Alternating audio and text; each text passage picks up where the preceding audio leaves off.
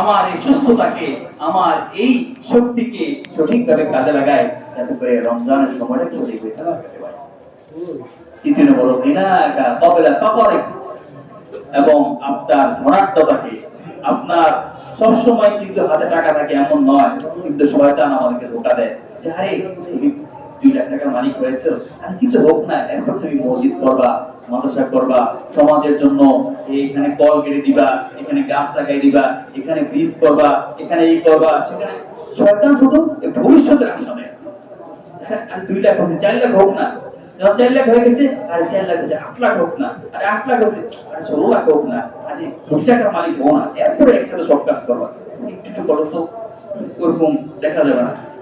2 টাকার মালিক হবা, একজনকে একটা 5 লাখ টাকা বাড়ি করে দিবা, একটা পাম্প বসায় দিবা, একটা নলকূপ বসায় দিবা, একটা ব্রিজ করে দিয়ে 5 লাখ টাকা দিয়ে। তুমি এখন 5 টাকা দিয়ে কি করবা? তুমি কিছুই করবে না। এই শয়তান এভাবে আমাদেরকে ধোঁকা দেয়। শয়তানের ধোঁকা বোঝা বড়ই কঠিন।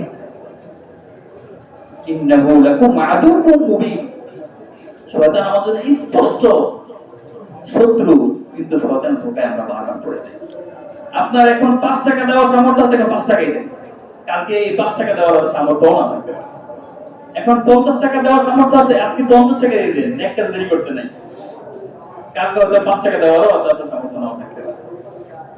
আজকে 500 টাকা দেওয়ার সামর্থ্য আছে, 5000 টাকা দেওয়ার সামর্থ্য আছে, 5 লক্ষ টাকা এখনই এটাকে ব্যয় করেন। কিন্তু এমন সময় হয়ে যাবে, এমন একটা দুর্ঘটনা ঘটে যেতে পারে যে আপনি কালকে আর দান করার কোনো সামর্থ্য নেই। এজন্য হাদিসে দিনাকা ক্বাবলা ফাকরিক, আপনার দারিদ্রতা আসার পূর্বেই যখন আপনার টাকা পয়সা আছে তখন দান সদকা করেন। যাকাত থাকলে যাকাত আদায় করেন, এর বাইরে আপনি নফল দান সদকা করেন, তা আল্লাহ তাআলা আপনার টাকার মতো বরকত দান করবেন। তো ফারাগাকা ক্বাবলা শুগুলি, আর আপনার অবসর সময়গুলোকে আপনার ব্যস্ততার সময়ের পূর্বে কাজে লাগান। মানুষ যত দিন যায় তত ব্যস্ত হয়, এমন না সে অবসর হয়ে যায়। আজকে আপনি একা আছেন, আপনি শুধু আপনার নিজে চিন্তা করতেছেন। যখন বিয়ে শাদী করবেন তখন দেখবেন যে আপনার স্ত্রীকে আপনার সময় দিতে হবে, তখন দেখবেন আরো ব্যস্ত হয়ে গেছে।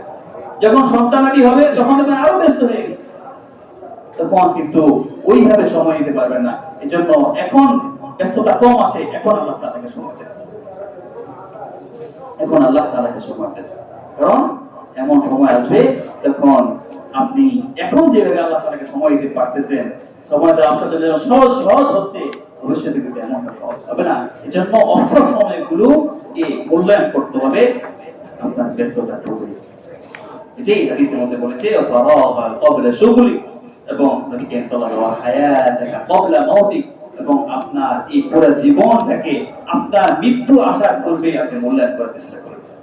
মৃত্যু যখন এসে যাবে, ইদা জা আজালুহুম লা ইস্তাখিরুনা সাআতা ওয়া লা ইস্তাকদিমুন, যখন মৃত্যুর সময় হয়ে যাবে, 1 সেকেন্ড এদিকে হবে না, 1 সেকেন্ড সেদিকে হবে না, আগে হবে না। সুতরাং মৃত্যু কখন যে কার কিভাবে মৃত্যু এসে যায় বলা যায় না। আমরা যে এই জানুয়ারি মাসে শুধু সড়ক দুর্ঘটনায় প্রায় 700-র মতো মানুষ মৃত্যু হয়েছে, এটা পত্রিকা রিপোর্ট। এছাড়াও যার কত হয়েছে আল্লাহ ভালো জানে। আপনি বিল্ডিং এ নিয়ে বাজারে যাচ্ছেন, পাশে বিল্ডিং কাজ হইতেছে, ওই দেখলাম নারায়ণগঞ্জে যাইতেছে একটা, যারা কাজ করতেছে উপরে একটা শাবাল তো বুঝেন আপনারা, একটা শাবাল কেমনে তার হাত থেকে ছুটে একটা মানুষ যাইতেছে, তার মাথার মধ্যে যায় পড়ছে শেষটা। আবার একদিন দেখলাম ইটে কাজ করতেছে, কিভাবে একটা ইট ছুটে পড়ে গেছে একজনের মাথার মধ্যে জায়গায় শেষ। আপনি যে আজকে একটু পরে বেঁচে থাকবেন, এটার গ্যারান্টি আপনাকে কে দিয়েছে? এজন্য মৃত্যুর আগে আগে আপনার যে জীবন আছে এটাকে মূল্যায়ন করার চেষ্টা করুন। নবী করিম সাল্লাল্লাহু আলাইহি ওয়াসাল্লামের যে এই হাদিসের মধ্যে 5টা দিক নির্দেশনা বলা হয়েছে, 5টা জিনিসের আগে 5টা জিনিসকে মূল্যায়ন করতে চেষ্টা করুন। আপনার যৌবনকালকে, বৃদ্ধির আগে, এবং আপনার সুস্থতার আগে, আপনার ধনাঢ্যতাকে, আপনার এই যে দারিদ্রতা সেটার আগে, আপনার অবসর সময়কে, আপনার ব্যস্ততার আগে, আপনার জীবনটা, আপনার মৃত্যুর আগে আপনি যদি মূল্যায়ন করতে পারেন, তাহলে আপনার জীবন হবে সফল। তো আল্লাহ তাআলা আপনাকে যে উদ্দেশ্য বানিয়েছেন সেই উদ্দেশ্য পর্যন্ত আপনি পৌঁছতে পারবেন। আমার জন্য আল্লাহ তাআলা যে অনন্তকালে শান্তি রেখে দিয়েছেন, সেটা সেই লক্ষ্য পর্যন্ত আমরা পৌঁছতে পারবো। তো এই জন্য শাবান মাস, রমজানের আগের মাস, ইবাদতের মাস, রমজানের প্রস্তুতির মাস, আমাদের সকলকে আল্লাহ রাব্বুল আলামিন বেশি বেশি শাবান মাসে ইবাদত বন্দি করে রমজানের জন্য প্রস্তুতি গ্রহণ করতে তৌফিক দান করুন। আমিন ওয়া আখিরু দাওয়ানা আলহামদুলিল্লাহ রাব্বিল আলামিন।